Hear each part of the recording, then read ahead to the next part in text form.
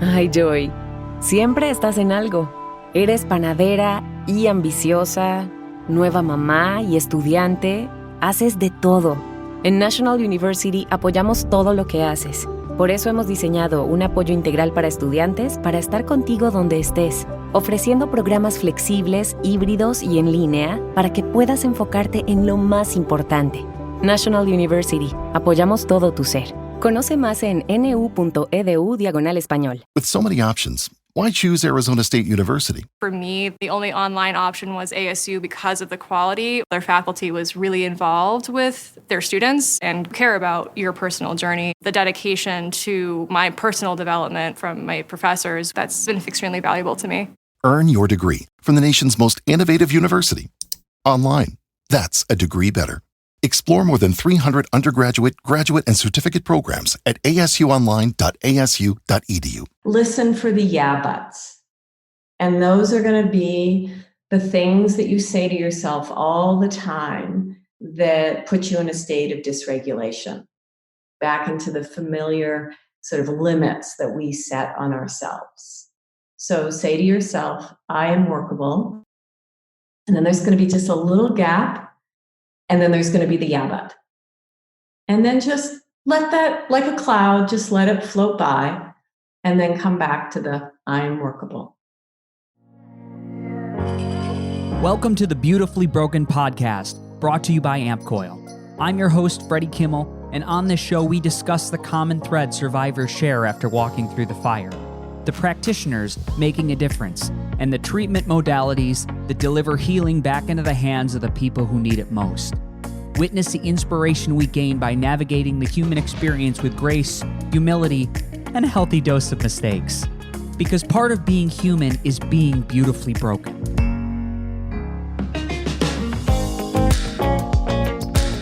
All right, ladies and gentlemen, welcome to the Beautifully Broken podcast. I am here with a very special guest, a certified neurofeedback trainer and licensed psychotherapist, Natalie Baker. Welcome to the show. Thank you. Delighted to be here.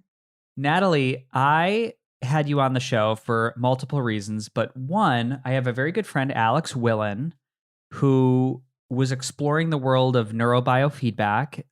He's a good friend and an associate and someone who had been through some concussions. And he had mentioned neurofeedback training was something that he had started to use and had some really great success with. And he connected us, and here we are. Great.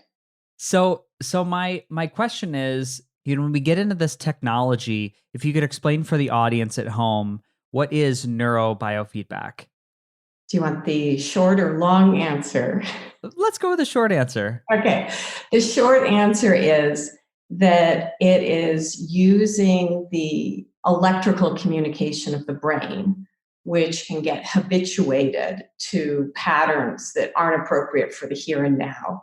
So basically what we're doing is we're recording that information through sensors that are attached to the head that are fed into a computer system. And when the brain is about to go into a state change electrically, the software on the computer can identify that. And in that millisecond, it interrupts auditory, so music that you're listening to. Because as animals, we use auditory sense perception as our main way of noting change in the environment. So in the exact millisecond that your brain is about to change states, the music you're listening to interrupts. And what that does is it signals to that automatic functioning brain, pay attention, something's changed. So just like if you're having lunch with a friend of yours, right, and you don't realize it, but you've gone off and you're lost in thought thinking about, some work problem.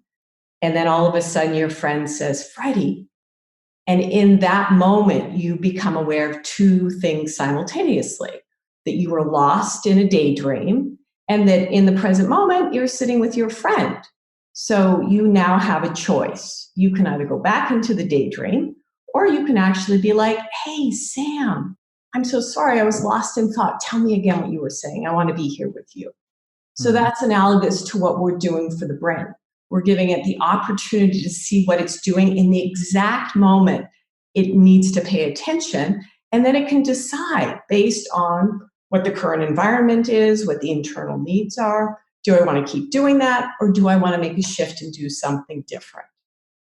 And so the brain gets that feedback thousands of times during a neurofeedback session. So it's going to shift its functioning based on that feedback.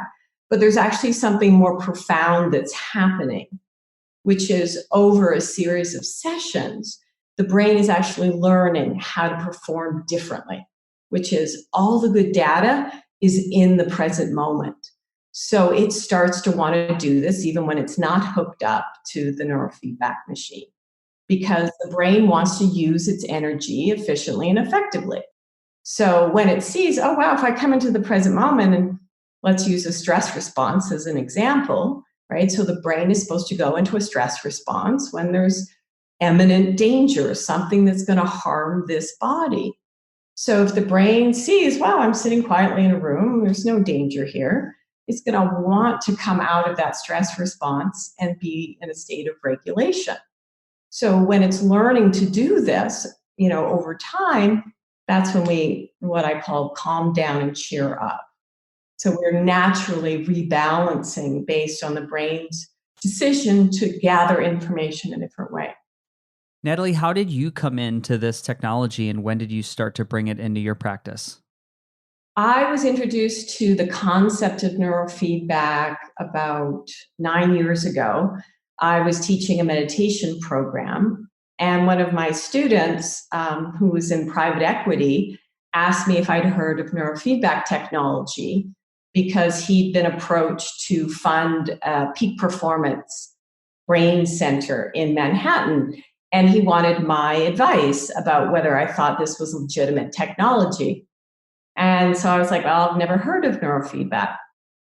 And he gave me a brief description. And I was like, wow, if there's a technology that can do half of, helping, maybe I should say, to sort of preface this, in psychotherapy, a big thing that we're trying to help clients do is to be able to know when they're going into a state of dysregulation, so anxiety, depression, and be able to recognize that, come out of that state.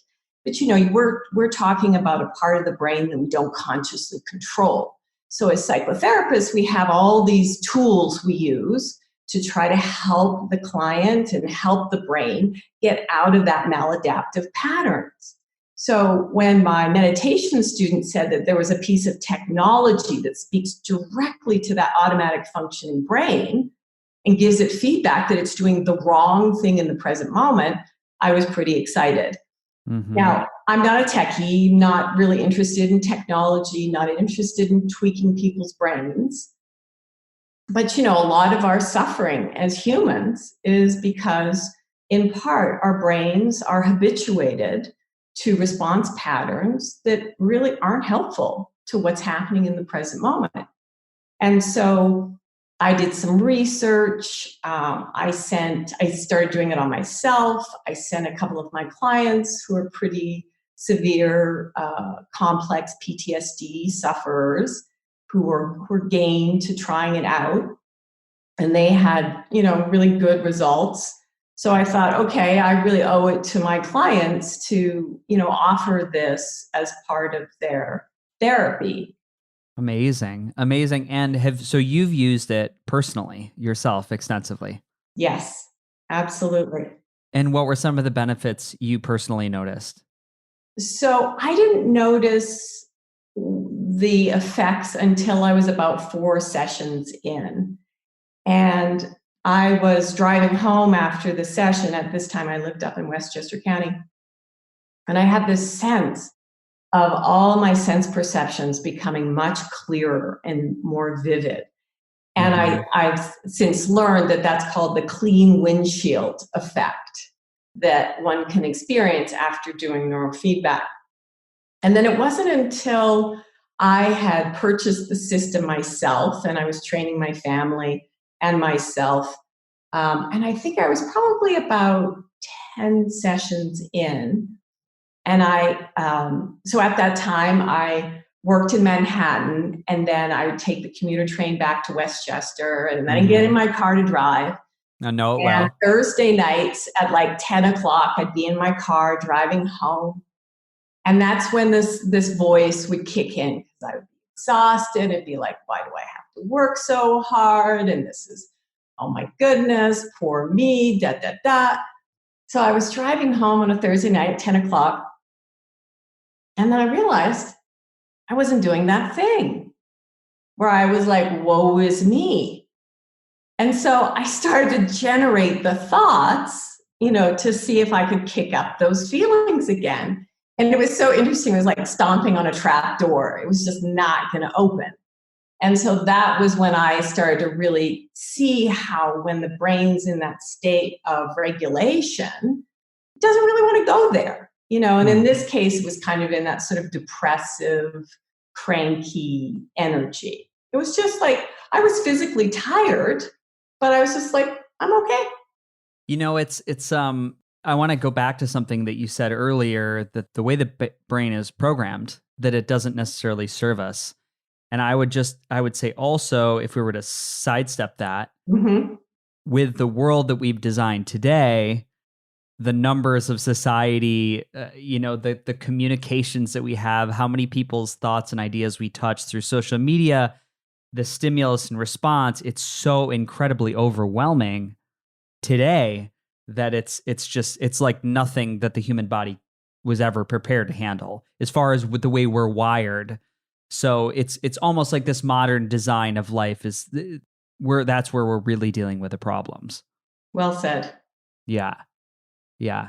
And do you think now that you've worked with the technology, or maybe from some people in your practice, that people are more adept to deal with some of the modern day stressors?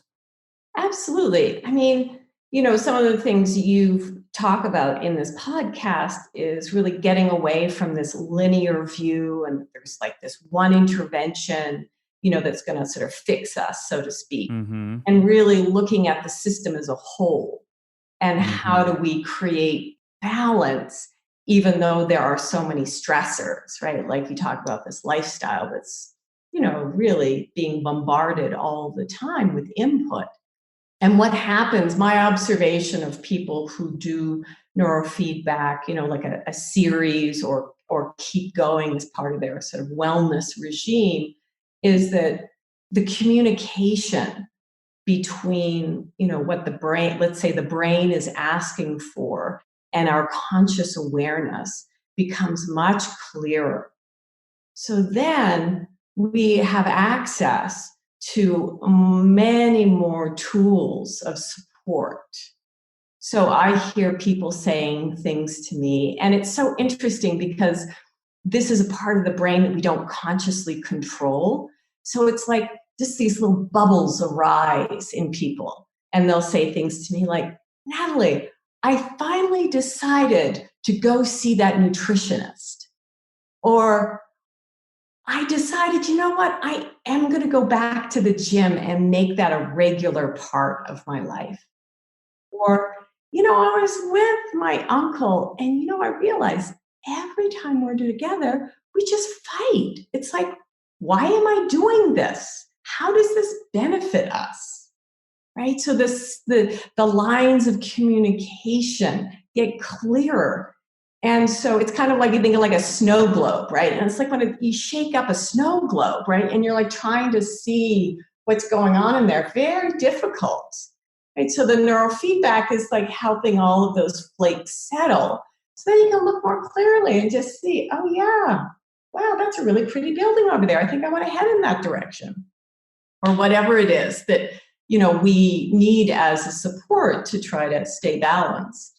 Yeah, I found going down the rabbit hole of health and wellness and self-optimization, that sometimes it's just so easy to get lost, and the meditation and even things like yoga nidra before I go to bed, like a body walkthrough, taking the first 10 minutes of my morning just to sit in front of like a red light and just breathe for 10 minutes, that I just feel stronger about my choices. And I'm less overwhelmed. And I see this a lot in our culture. I see the decision fatigue of people, there's just so much coming at them. I get the anxiety. I get the idea of feeling incapacitated by all the choices out there, because it's information overwhelm. Like, we're drowning in information. We're really starving for knowledge and wisdom and practice. That's just this, I see that across the board. And for me, to jump back to the neurofeedback technology, which you work with, I just felt this incredible. The biggest thing I noticed was after using it for a month was this connection to my body. And especially, and most of the audience knows this, I'd done music theater for 20 years, Broadway, singing and dancing, all that stuff. I felt an incredible connection to my hands and limbs. I felt like this like perfect extension, and like, it was so weird. It felt like kind of like a drug trip a little bit. Not that we're going to go into drug use on this podcast, but I just felt this, man, the way I moved through space was totally different. And that was after 3 sessions. The way I moved through space, I just felt this incredible connection. And I'm already very, very tapped into my body, but it was like superhuman. So like a mind-body synchronization. Oh, yeah. It was very cool. I thought that was the neatest thing. Well, one of the things I love about neurofeedback is that everybody is different. And so everybody connects and notices different things shifting when they do the training. And I never know, people who come into my office and say, Natalie, I'm sick and tired of identifying as not safe in the world, or that things are hopeless.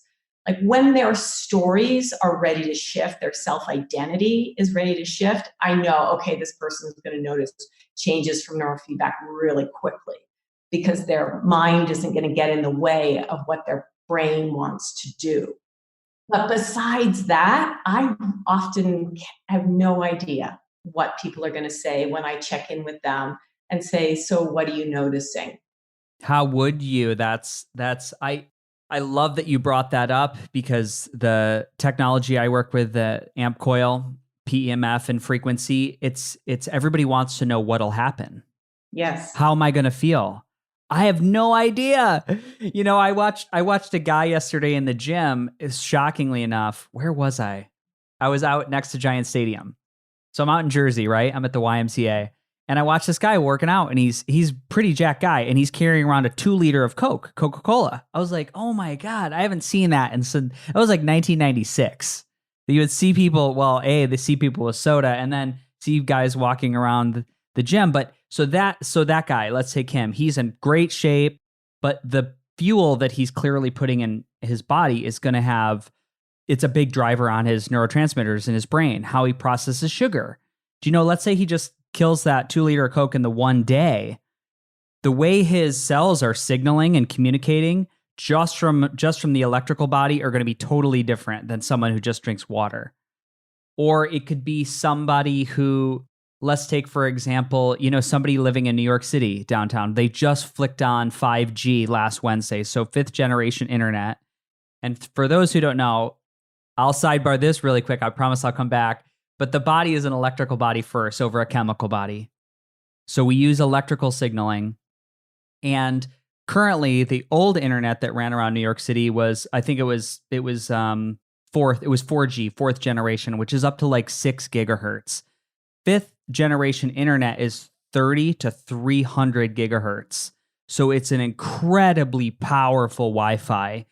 And that will also affect how something like neurofeedback or even psychotherapy or amp coil affects your body, because we've got all these competing signaling things. So it really does matter. The body, the environment, your history, your genetic history, it all comes into play when you consider the efficacy of any of these technologies. It's a great disclaimer to place before some of these things, before you say, this is amazing, it works for everybody, it's going to be magic for you. So my question to you would be, how do you decide when it's right to bring in for someone, or if you think, or is it right to bring in for everybody and you just put the disclaimer on the front end? I mean, when someone comes to me for psychotherapy or is interested in just exploring neurofeedback as a standalone thing, if they're coming for psychotherapy, I can do them both conjointly. So I can hook somebody up to the neurofeedback system, and then the auditory is playing just in the room, and then we do our talk therapy. If I can get them to do the neurofeedback, absolutely. So cool. I didn't know you could combine those. Combine them, because then the automatic functioning brain is getting its training, and then we consciously, do whatever we need to do in the talk therapy. So absolutely, in that context, I'm like, if I can gently convince someone to do them at the same time, I will, because I just see the psychotherapy going so much more quickly for people when they're doing the neurofeedback at the same time. And then in terms of someone's like interested in exploring the neurofeedback as a standalone thing, I mean, there are a couple of factors, and you know this well, working with people, having been through chronic illness yourself and working with people in this context, personal finances are a real consideration. And so, one of the things I always want to talk to people about is, what are their goals? What are they trying to accomplish by introducing neurofeedback into their regime? And, what can they afford? Are they ready for change? And, in the world of psychotherapy, there is absolutely nothing wrong with not being ready for change. We sort of think of that as being a negative, but actually it's part of the process of change, is that sometimes we're just kind of in a holding pattern, and then something shifts. But we in our culture kind of get this idea that we should always be shifting. But that's not reality. That's actually not how we grow and heal. That sometimes there's a period of dormancy or waiting.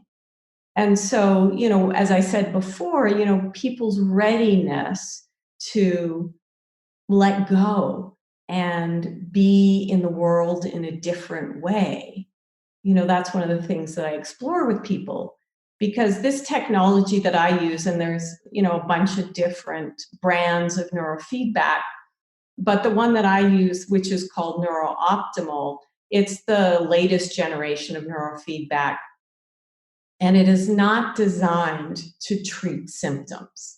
It's designed to allow the central nervous system to optimize its own functioning based on real-time feedback. So whatever that is for that individual's brain. And so, people can use it for many different ways. They can use it specifically for symptom relief if that's what they want to do. Anxiety, depression, ADHD, concussion recovery. Or people use it because they want to perform at their best. And so, mind-body synchronization. Golfers love neurofeedback, I bet. that is such an important aspect to their performance. So going back to your question of like, who do I recommend do it? I mean, if people have the interest and the financial means, I say, of course, try it, because your brain is going to do something with that feedback. We're not sure what, because we don't know what all the influencers are. But definitely your brain's going to try to optimize its functioning, because it's the software and the design of the system is really based on how the brain naturally tries to optimize its performance. Let's talk a little bit about this specific system, the NuerOptimal, which I believe is a Canadian company, correct? Yes. It's essentially it's a tablet which has an output on it that has 3 wires that run to your right ear, 2 wires that run to your left ear, and they're all connected. They're like little silver, what do I want to call them? Little silver diodes, which you attach like a gummy to, and you connect to your brain, outside of your brain.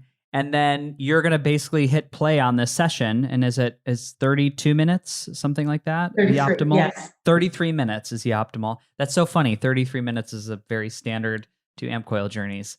So we have this 33-minute session, and essentially music is going to come on. As you mentioned, it's going to flow and be nice and easy. And there'll be these little skips in the music, which is kind of annoying.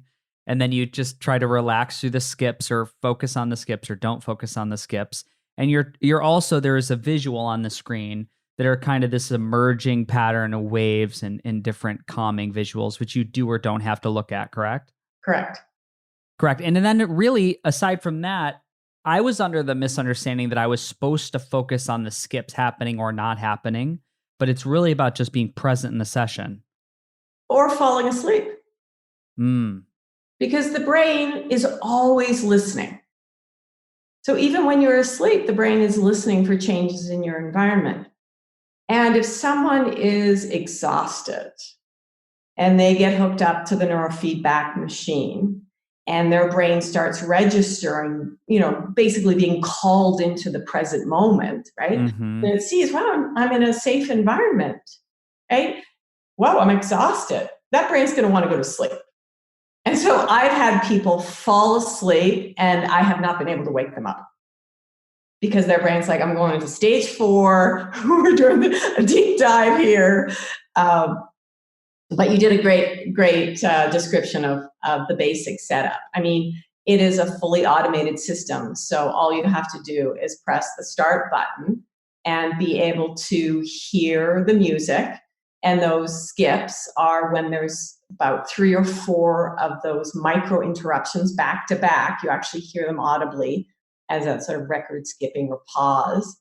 And you do not need to pay attention. And I really encourage people to just take that time to, pay attention to your breath, or, just look out the window. I actually, in my office in Manhattan, I don't give them the opportunity to look at the screen with the pixelations, because I feel like people are staring at screens all day long. Good idea. Good on you. Just to pay attention to your body and to notice what's happening. That's another benefit that comes from the neurofeedback, is you start to really pay attention to and have better communication in the felt experience in your body, which, that's a huge source of information. And so many people are just disconnected from that feedback of like, whatever the sensation is, whether it's discomfort or joy. Now, I've heard on some other shows, I think different technologies, but there was often referenced a number of sessions that you kind of wanted to get through that was optimal. Is that true with this technology? No. It's so protocol-based neurofeedback or linear neurofeedback. They do have protocols. So if you have an anxiety, you have an anxiety disorder, they're going to recommend you do 30 sessions, and they're going to sort of nudge the central nervous system out of certain brainwave patterns and into different ones.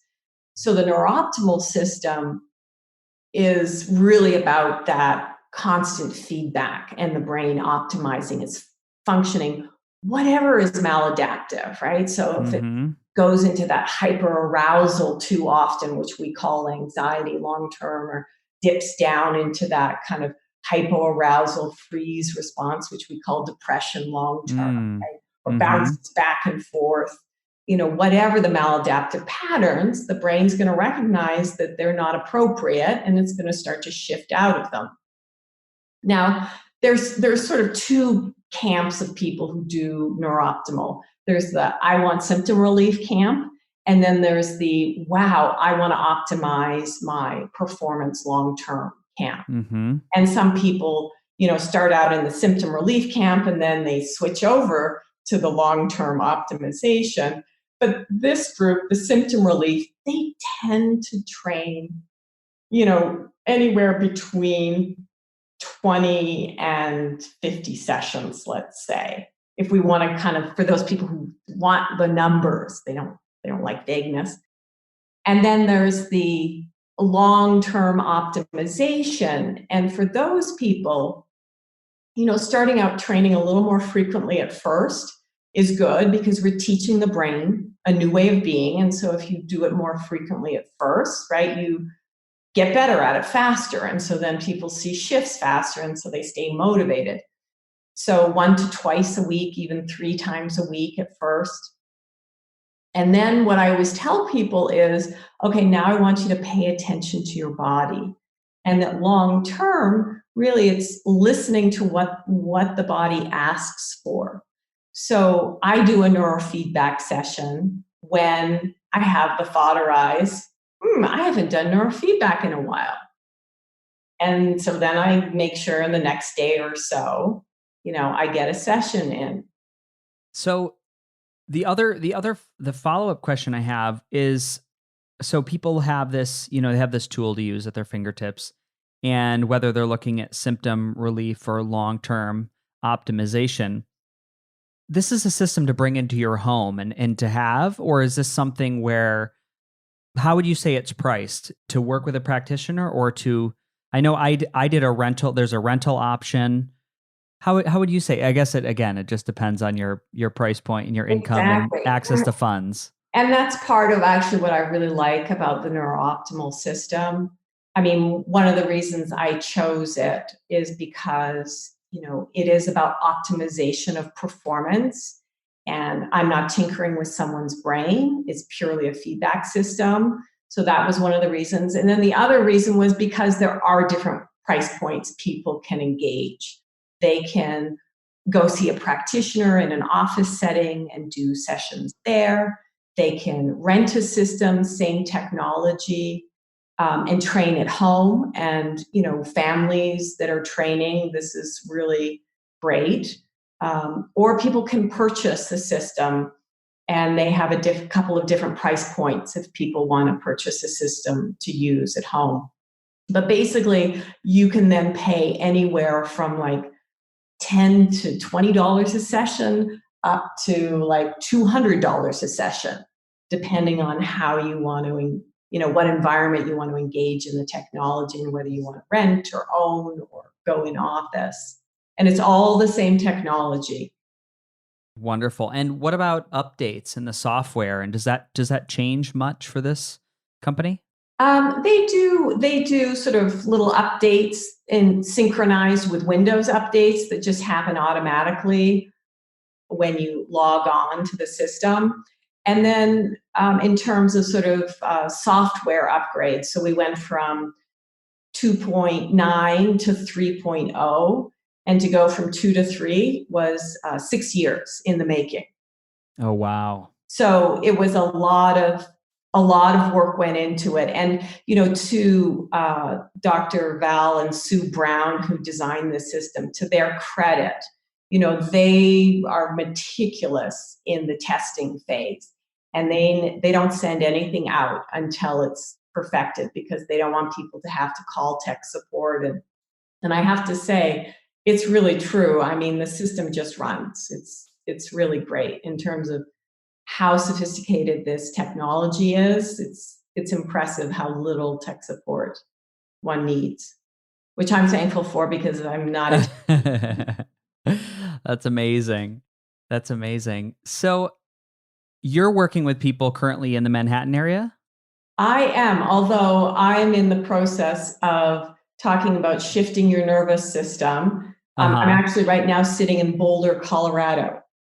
So I have my practice in Manhattan, and I have some staff there, but my family has just moved to Boulder, Colorado.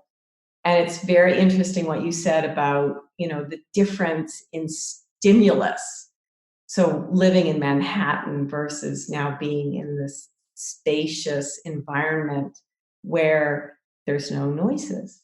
There's no big difference to being able to down regulate. I was telling Natalie before, I'll tell the audience before she came on, I was thinking about canceling or moving because there's a home renovation going on next door where they're buzz sawing through sheets of metal and wood. And there's, the sirens are running outside. It's usually the case. It's usually fine, but it was extra crazy today. And I'm working a full 8-hour day and balancing. I'm listening to that noise happening. I know the interview's coming. I've got a birthday to go to afterwards. I'm thinking about the 6 o'clock tunnel traffic. All these things, it's a lot in this area. And I'm constantly aware of how unsustainable it is. And I'm actually in the process of selling my home right now in Jersey. And like, who knows where I'll land, but I'm open to something that's just a little more, even if it's a Catskills, just something that's a little more, just a stronger connection to nature, less stimulus. And I think it's the more again in this world of chronic disease and illness, and the more people you talk to, when somebody's out in the woods, when they're in nature, they just do better. They do better no matter what they're using, whether it's psychotherapy or neurobiofeedback or PEMF. They do better when they combine that with time in nature across the board. Absolutely. And, the research, consistently shows that. I read a study a couple of weeks ago that 1 half-hour walk in nature per week had a significant, statistically significant impact on mental health. 1 30-minute walk per week in nature. And, I've thought about this a lot in terms of what is it about being in nature that has such a profound impact on people's mental health. And I think part of it is that they're in an environment, they're in a system that is healthy. So then their nervous system connects with the system of this environment that's working just fine. And coming here to Colorado, aspen groves, aspen trees are actually the limbs, and that an aspen grove is actually all one tree. And, that's a sort of I think of that in terms of being out in nature, is that you're in a system where there's no mental chatter. So this is the other aspect of it, is that this system does not need concepts. It doesn't need mental chatter in order for its intelligence, its basic intelligence to work. We could make an argument that we're actually the same. I think we are. Yeah. We don't need mental chatter. I think we are. I can see, there's one spot just north of San Francisco, Muir Woods, in the redwoods. I walk in there and I touch these trees, and it's you just feel everything drop. It's an immediate sanctuary. Nervous system goes back to a hard reset. And like you said, you're in this community of living entities, which all have a vibration, which are entangled with our vibration, and we're pulled back. It's like the anchor. Yeah. So it's needed. Yeah, I know. Onwards and upwards. Natalie, how would people go about renting the technology, or where would you tell them to go for a resource on neurobiofeedback, NuerOptimal? Well, they could certainly come to my website, neurofeedbacktraining.com. That's a resource for them. There's also the NuerOptimal parent company website, which is NuerOptimal.com. And there's a Find a Trainer button there where you can see if there's a NuerOptimal practitioner, close to where you live, if you want to go try a session in office. And I would have to say, whether you want to work with somebody or rent a system or buy a system, depending on your price point, the best thing about it is it's very, very, very easy to use. You don't need to be. I remember the first time I looked at it, I was like, oh, there's color-coded wires, but it really is. You connect the diodes, you push play, you sit there for 33 minutes. Like you said, you just try to be. And it's very, very user-friendly. Very user-friendly. And if you have a partner, or a family member, and you can hook each other up, it's a very nice way to connect non-verbally. And I've seen a lot of relationships shift just from family members doing the neurofeedback. They don't even have to talk about anything, but they start to communicate from that place of regulation and being resourced rather than being reactive. So that's the other nice thing about training at home is you can hook up family members and you can allow things to shift in a way that's very organic. Yeah. Yeah, I feel that. I just want to, to reiterate for everybody out there that these technologies and these modalities that are available to us now, it doesn't have to, you'd have to frame it as a luxury. Oh, that would be nice if. I think the science and the data and what we're seeing come down the pipes as far as health conditions, autoimmunity, depression, suicide rates, you've got to look at the world that we've designed and you've got to say, okay, something is problematic here. And you've got to start to look at these things like, well, do I need the $500 lease on a car? Or do I benchmark a used car and then say, okay, I want to start to put away however many, $1,000 a year towards some of these modalities that are really effective. And I think last week's episode, I had on Arjuna Arda, who wrote the amazing book, Radical Brilliance. And his whole thing is like, I need radically brilliant people. I need them. The world needs them. We're essentially on the Titanic playing cards. Some people are making love. Some people are playing music. And we're headed at a little bit of an iceberg. And I was like, oh, that's brilliant. And he's like, we need people upgrading. We need you at your clearest mental state. We need to clean up the oceans from plastic. We need to fix our political atmosphere. Yes. It's needed. So that's my 2 cents. I really thank you for being on. Oh, it's my pleasure. I enjoyed the conversation. Thank you for having me. Yeah. I think we're gonna get a lot of people trying this. And what the only thing I would ask is that if you reach out to Natalie through her website, and it'll be in the show notes, shoot me a message and let me know how a month of neurofeedback went. Great. Let me know. Message me through Freddie Set Go on Instagram and say, dude, I absolutely love this. Or maybe I didn't feel anything at all, but let me know how it worked out. Because the more people that chime in and actually try some of these things, I'll say I've also heard from 2 other people that tried the system that they noticed some improvement in bowel elimination. They were going to the bathroom more, which makes, obviously, we get a communication with the body systems. I'm sure you've heard that before, Natalie. Yes, I have. I was not going to list that as one of the top. Oh, the cure to pooping more. Well, we'll leave that for another episode. Before you go, I would love to ask you a couple more questions. And the title of the podcast, The Beautifully Broken Podcast, what does it mean to you to be beautifully broken? Giving up perfection. Beautiful. And if you could leave the audience with a question, maybe a moment to do a little self-reflection, what's one thing somebody could do tomorrow to upgrade their mental state and their clarity and move towards a state of being radically brilliant? To have the mantra, I am workable.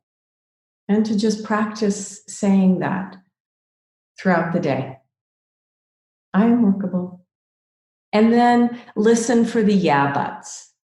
And those are going to be the things that you say to yourself all the time that put you in a state of dysregulation, back into the familiar sort of limits that we set on ourselves.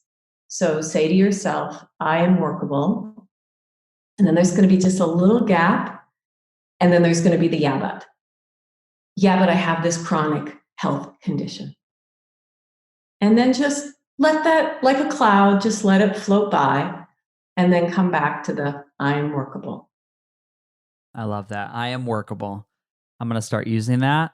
And Natalie, thank you so much for being here. It's an honor to have you on the podcast. I hope we can do another one. I think there's so much more bandwidth to talk about neurofeedback, and we didn't even touch into some of your other work that you do with your clients, and we could do it again in the future if you're up for it. I would love to. Wonderful. And we can touch base. We could see how you shift a little bit from having some time in nature and in the Colorado snow and sun and trees. Yes, I'll just come as space. Hold the space. Well, thank you so much for being here. Namaste. Namaste. Ladies and gentlemen, you made it to the end of the podcast. Now, in a world where the average attention span is less than 10 seconds, we just spent almost an hour together. And I think this is the beginning of something really beautiful. Now, one way to support the podcast is to head over to FreddieSetGo.com and check out my newly launched page, Freddie's Faves, where I've linked every 5-star product and healing modality you hear about on the show. Most offer significant discounts by clicking the link. And please know, it doesn't cost you anything extra, and at the same time, they support the show through affiliation. So check out Freddie's Faves on FreddieSetGo.com.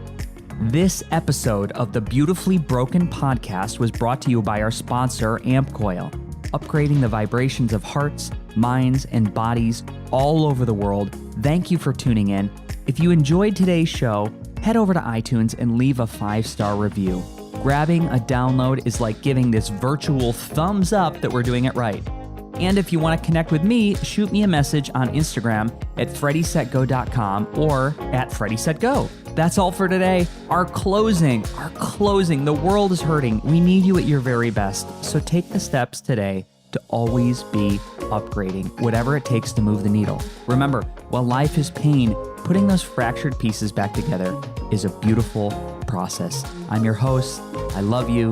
Namaste. Have a wonderful day.